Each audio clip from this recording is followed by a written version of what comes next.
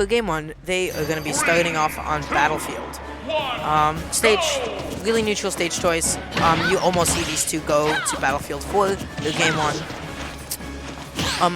Really nice parry punish from Mr. E there. Normally that falling forward, it would be relatively safe. But of course not parry it. And right now this is where the ledge trapping begins. Jen trying to cover the jump by jumping onto the platform with Mr. E. You know, so smart to drift backwards. Huh, I would have anticipated that the auto reticle had a little bit more end line than that. But Jen just able to roll back on, unable to get the down throw back here. Mr. E dodged, air dodge in time. And again, Mr. E has such a good handle on the timing of Jen's falling aerials from the platforms. Because parries aren't as much as a reaction as they are a lead, and if you are timing your aerials from the platform the same exact way every single time, you will be parried and punished for them. Wow, I'm really surprised about that angle of the down tilt, just sending him all the way to the other platform. Gonna be trying to find a 2-frame with the down tilt. Of course, it not being particularly active and not going to connect. Going back to center stage, and Mr. E was ready to punish that with an up tilt. No, unfortunately, his spacing was ever so slightly off. Jen losing his first stock to an F tilt.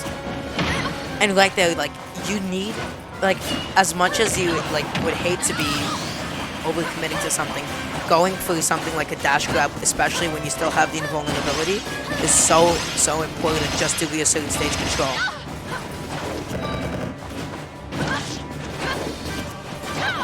And like, honestly, if you get hit with neutral air by Palutena, it's gonna be at low percent, it's like a given 34–40%. Like, you're just gonna have to hold it at that point.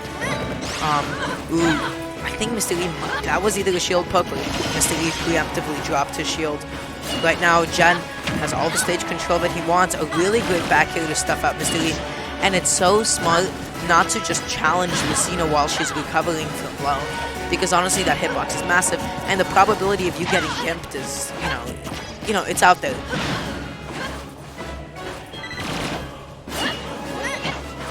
Almost getting the down tilt, but Mr. E timing his jump, but unable to actually punish Palutena because when Palu does down tilt, she low profiles, so she ducks under the forward air. That is going to be the falling back air. Oh my god, Mr. E was right there. He had the right idea, but once again, like, he's not properly executing on, you know, Jen's more aggressive recoveries back onto the middle of the stage. That's going to be a neutral. I love that. That is such a good mix-up because the entire game so far, you just see Mr. E slowly drift back, trying to, you know, like, recover from low. And when you stock up, you know, Lucina's off stage, she's still in the middle, she's not fast falling quite yet. There is no reason for you not to challenge that. No reason at all.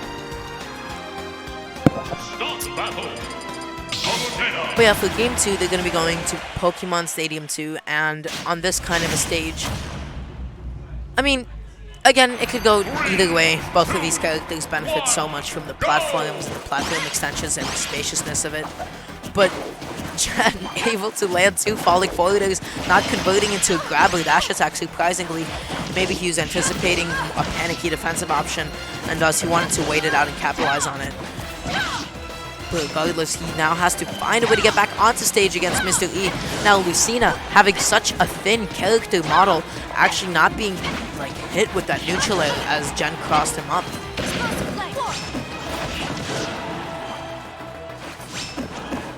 Ooh, trying to get the ledge jump back here, which might have actually taken the stock, not sure.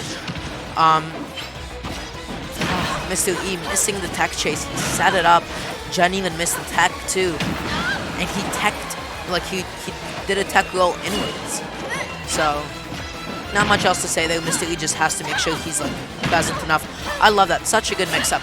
Because either you're going to be landing with, like, a back air, or it's going to be, like, a tomahawk grab.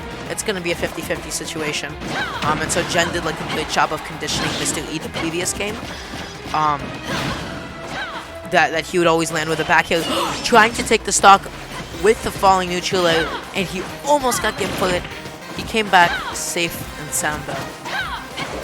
Right now, he's looking for a back throw. He's looking for just about anything. Perhaps a drag down neutral air into up tilt, which you see Jen like make more and more common use of as well. Dash attack, not quite enough to take it either. Trying to get the gimp with the auto radical, but Mr. E so smart to drift in towards the stage, because if you don't do that, you'll be meeting a premature death. Mr. E ready to punish that, put himself in a perfect position for the pivot cancel F tilt, and it's just always like so important to be ready to have like that level of reaction and mix. But Jen finally taking the first stock with a back air, and honestly Mr. E is not all that far off percentage-wise. If you consider like halfway, you'll get halfway there with one low percent combo from Palutena.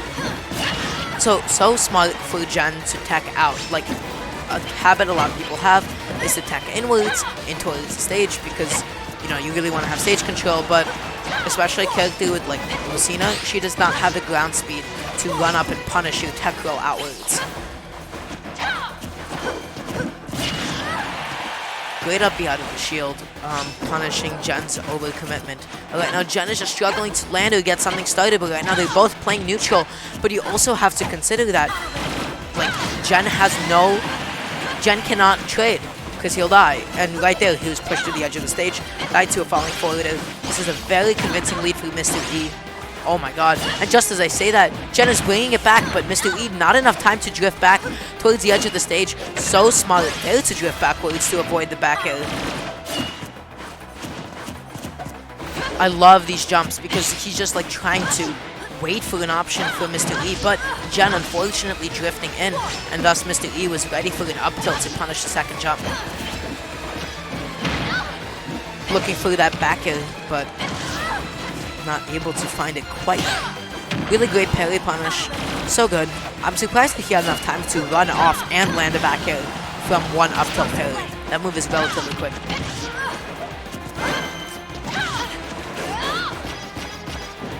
And that is going to be the back throw. Not quite yet. Mr. E making most use of his direction air dodge just to gain a little bit of drift. Beautiful. Such a good punish, and he was able to low profile under Lucina because of the up tilt animation. But this is such a precarious situation. Mr. E not committing to any 2 frames because he was waiting to see if Jen was going to recover back to the middle of the stage, stuffing out his landing with an up air. I won. It's really difficult to say what Jen could be doing better, what Mr. E could be doing better, because honestly both of these players are playing so patiently. It's just, especially when they're in the CQC situations, Jen might need to change up the way that he mixes between back air and tomahawk grab, because Mr. E has really started to punish that with up tilts, with up Bs out of shield, and so, you know, some sort of like mix is really going to be needed here. Anyhow, we're going to get back to Battlefield. A really smart choice just because, you know, Jen won his game 1 here. But Mr. E taking a dominant 50% lead already right off the bat. He did not intend to bounce on Battlefield like that. This is so good for Mr. E right now. And did he jump first out of shield and then hit him with an up B? Oh, he falls out of Jen's neutral air. Jen he's waiting for an overcommitment. I love those empty hops from a little bit past mid-range because he is just waiting for Mr. E to press in a little bit too much. Man, Jen has to be a little bit more careful where he's initiating that up B, because, you know, it has a decent amount of startup for it.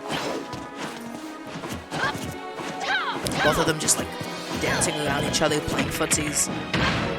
That's going to be the down throw, but Jen perfectly timing his tech, making sure he's not going to get hit with the back air. And he did not have enough drift to get the falling forward and into dash attack. Man, Mr. E is relentless. He is just not letting Jen get back onto stage. He's doing a phenomenal job of just keeping him out. He almost had it too, but again, Lucina lacks the ground speed. Did he armor through that down air, or did it just not come out quite yet? Regardless, Mr. E coming back.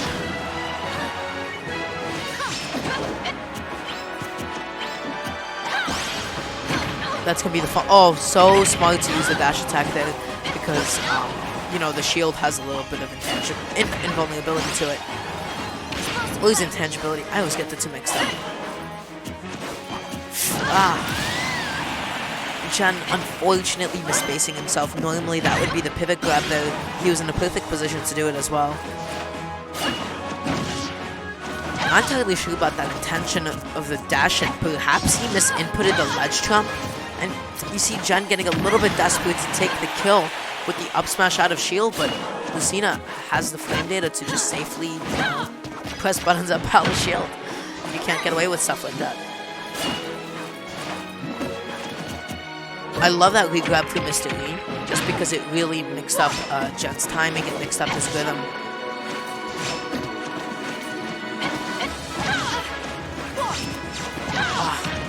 Jen a little bit too hasty getting back onto stage. He might want to consider a high recovery with teleport, but Jen deciding to just SD and end it, knowing that he might, I don't even think he had his jump there. Really, really amazing play for Mr. E. So patient, so calculated. And honestly, I feel like that entire game was over as soon as Mr. E took that lead from the beginning. Oh, this is the ghost of Boys Too Much. Really unfortunate. But it's like, you know, what can you do? Mr. E had one really good advantage state in the first stock, and then Jen just loses it to a really good, like, edge guard.